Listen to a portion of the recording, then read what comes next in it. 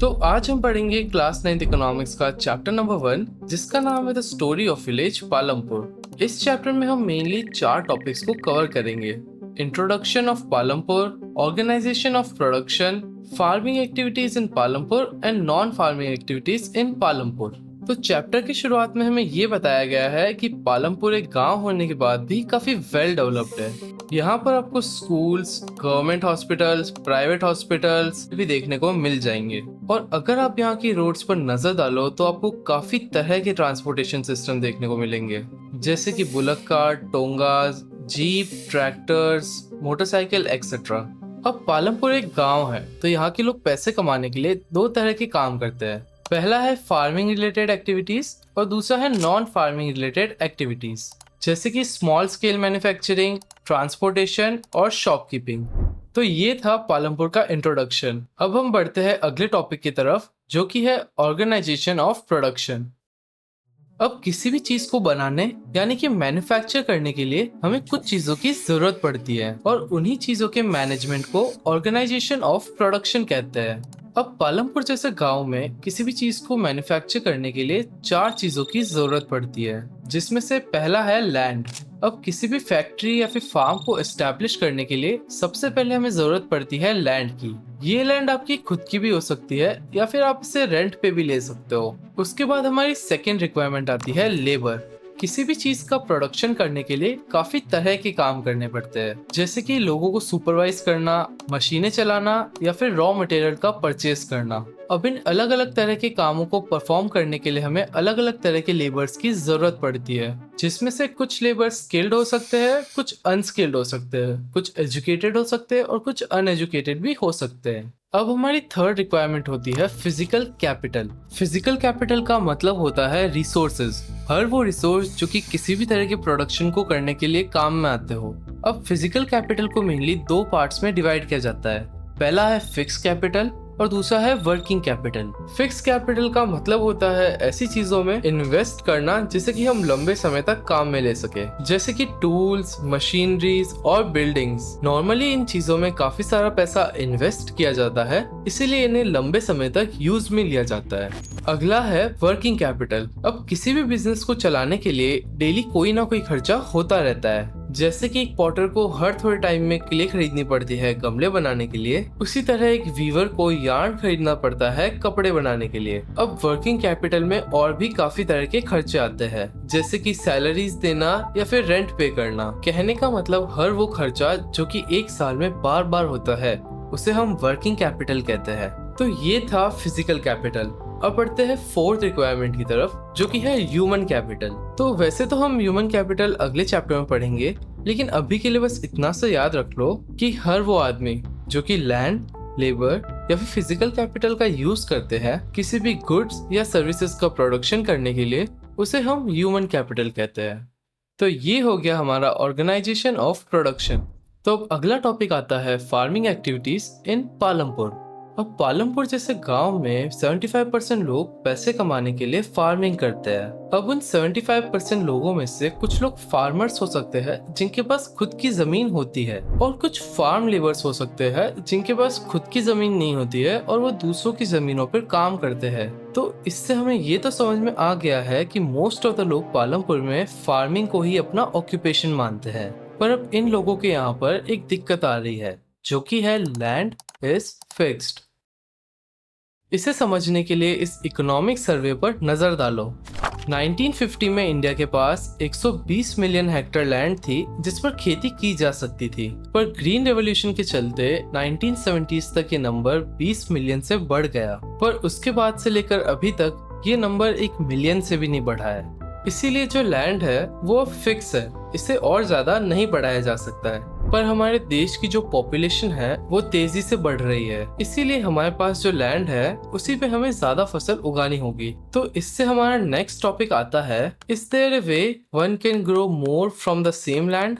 अब उतनी ही जमीन से ज्यादा फसल ग्रो करने के लिए हमारे पास 2 तरीके हैं। उसमें से पहला तरीका है मल्टीपल क्रॉपिंग। मल्टीपल क्रॉपिंग का मतलब होता है एक ही साल के टाइम पीरियड में एक से ज्यादा फसल उगाना। जैसे रेनी सीजन में ज्वार या फिर बाजरा उगाया जाता है और विंटर सीजन में गेहूं की फसल उगाई जाती है, और साल में एक बार शुगर केन की फसल उगाई जाती है।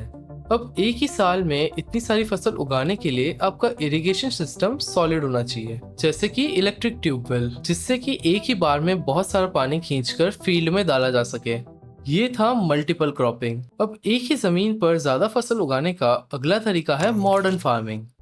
मिड 1960s तक इंडिया में ट्रेडिशनल सीड्स यूज में लिए जाते थे प्रोडक्शन के लिए, और यही वो टाइम था जब HYV सीड्स को इंडिया में इंट्रोड्यूस किया गया। और सबसे पहले ये सीड्स पंजाब, हरियाणा और वेस्टर्न यूपी के किसानों ने यूज में लिए। और जब पालमपुर के लोगों ने HYV सीड्स को यूज में लिया तो वो जहां 1 हेक्टेयर लैंड पर 1300 किलो वीट उगा रहे थे, वो नंबर अब 3200 किलो तक बढ़ गया था।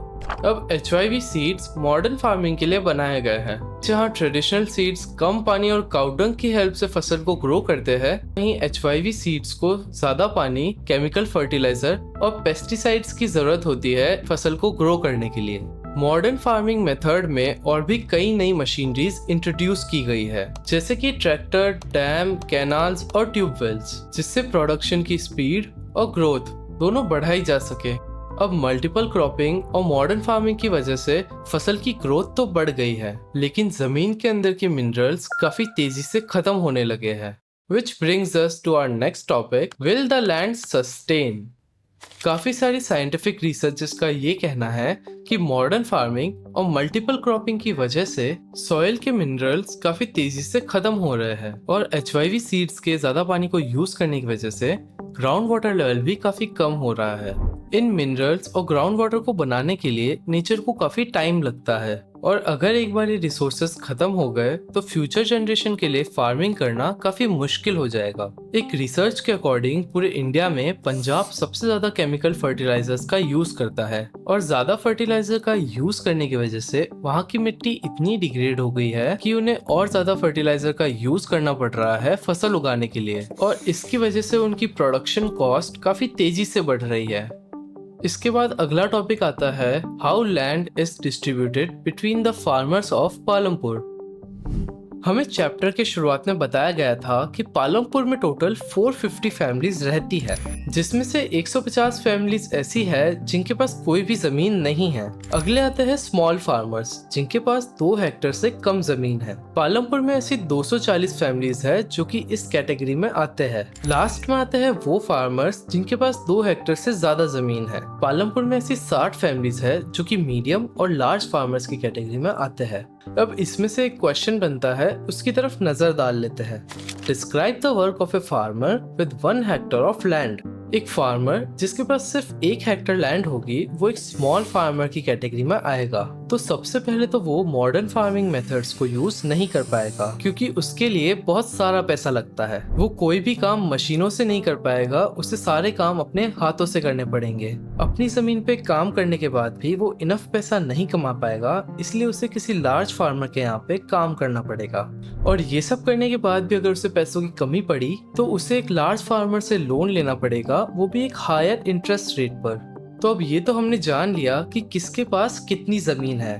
तो अब अगला टॉपिक आता है who will provide the labour. अब पालमपुर में 2 तरह के लेबर्स है। पहले वो जिनके पास खुद की जमीन नहीं है, और दूसरे वो जिनके पास खुद की जमीन तो है पर वो 2 हेक्टेयर से कम है। अब इन लेबर्स को इनके काम के बदले या तो वेजेस दी जाती है या फिर फसल जैसे कि गेहूं और चावल दिए जाते हैं।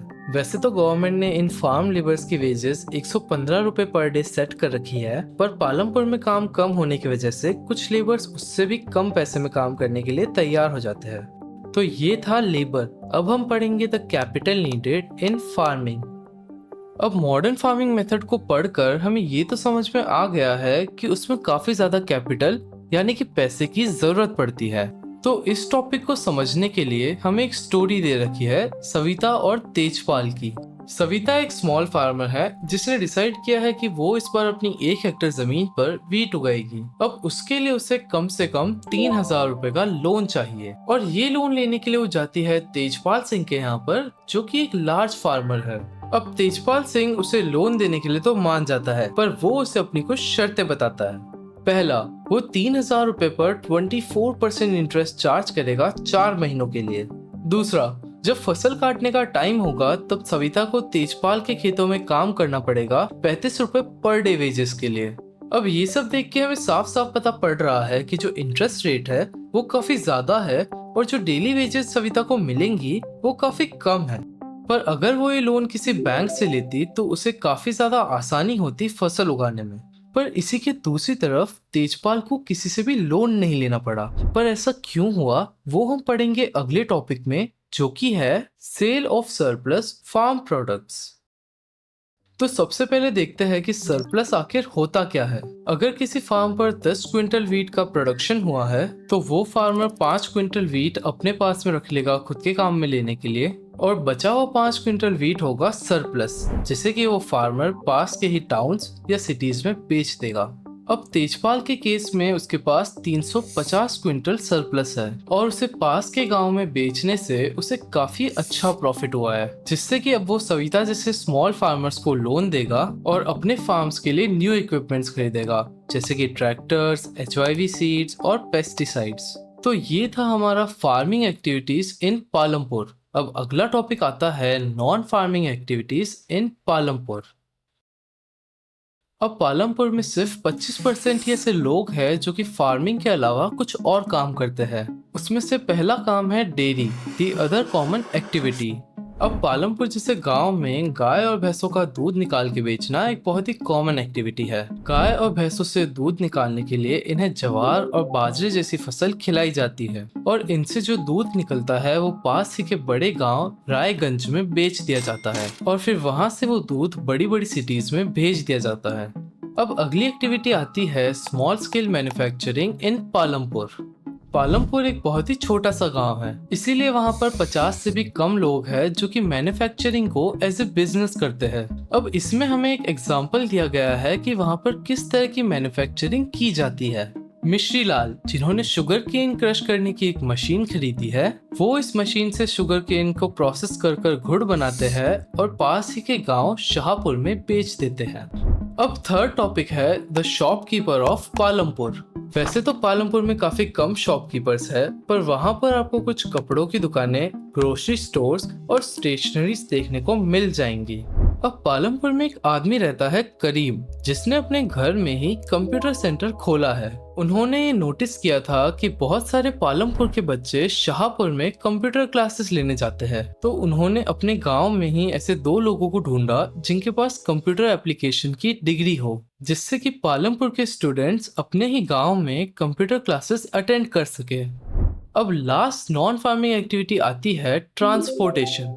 अब पालमपुर के वो लोग जिनके पास कोई जमीन नहीं है, वो लोग ट्रैक्टर्स और बुलक कार्ट चलाते हैं ताकि वो लोगों और फसलों को एक गांव से दूसरे गांव लेकर जा सके, और ये काम करने के लिए उन्हें फार्म लेबरिंग से ज्यादा पैसा मिलता है। और ये लोग बड़ी बड़ी सिटीज से कपड़े, क्ले और ग्रोसरीज लेके आते हैं पालमपुर की दुकानों के लिए। तो होप करता हूँ आप लोगों को वीडियो पसंद आई होगी, और अगर थोड़ी सी भी पसंद आई है तो लाइक करना और शेयर करना मत भूलना। मिलता हूँ आपसे नेक्स्ट चैप्टर में।